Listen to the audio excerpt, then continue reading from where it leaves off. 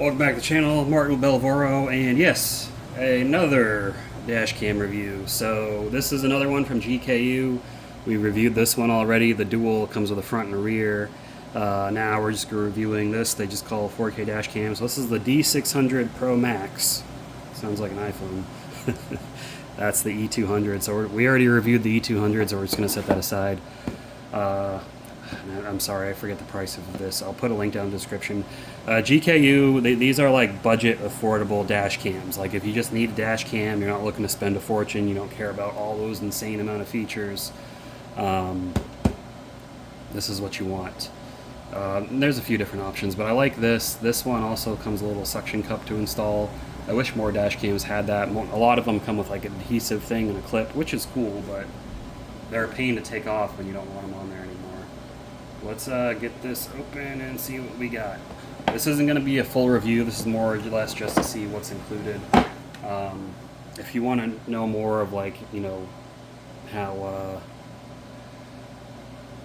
I guess not how it mounts, but the app and everything, I'll post a link to this video in there. I just don't feel like messing with the app, honestly. I'm not getting paid anything to do this video. They did send it for free, but they're not paying me. I get a lot of dash cams to review, and most of them are just normal dash cams. This is just a normal dash cam. But I got the user manual. It's got a lot of information in there. Got memory card guidelines saying what type of excuse me, SD card you need. And then we'll see what's included. So car charger, suction mount, sticky mount, adhesive tape. Let's get that open.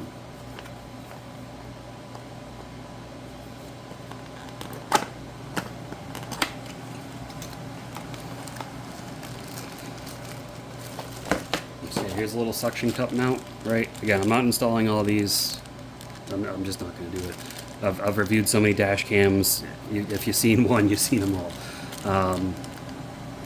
But that is pretty cool. It comes with a little suction cup mount. Also has little sticky mounts if you want to use those instead. So they give you options. And then to power it, you got a 12-volt cigarette lighter adapter, 12-volt adapter with a USB in the back. You want to plug something into it. And this little thing, this is if you want to mount it with adhesive. This kind of keeps it from leaving residue on your glass. So you stick this on your glass and you stick the adhesive to this. This pulls off your glass easily, but it holds on there as long as you're not pulling on it. So pretty neat. See if we can get this all back in. I don't know how these people package these things. It's like they do it perfectly so nothing ever comes out. And I try to do it and it's all messed up, but hey, we got it. Alright, cool. This right here, this is the camera itself. So yeah, I'm not going to take the stuff off, but it's got this is the screen on the back, this is the camera on the front, this is how you power it, this is if you want to connect the rear camera. And did we get a rear camera with this? Oh, we might have. We may have. But yeah, like I said, if you want to know more about installation, there's other videos out there. Every car is different. I like to use the, what's it called?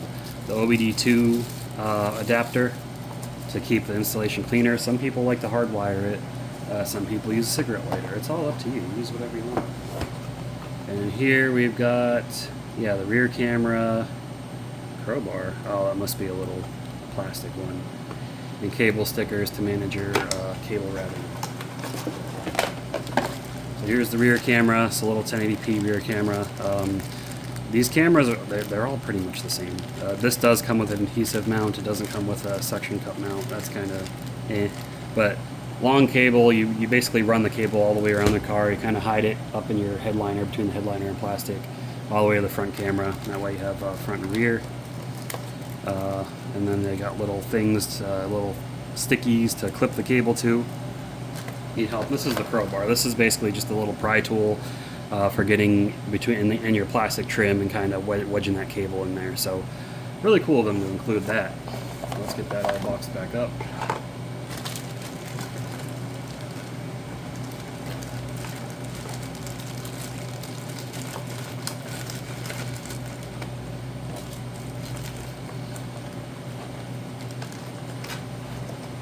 And I did it, barely.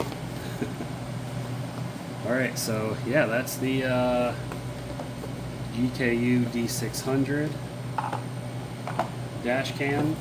Like I said, not much different from most dash cams out there, but it is another option. You know, maybe they got a good deal on it, and all that good stuff. So I'll post a link to the video on this one. You can kind of see how it goes in the car. This isn't going to be much different. This is just a different model. That's really all it is, because you can see they both have rear cameras.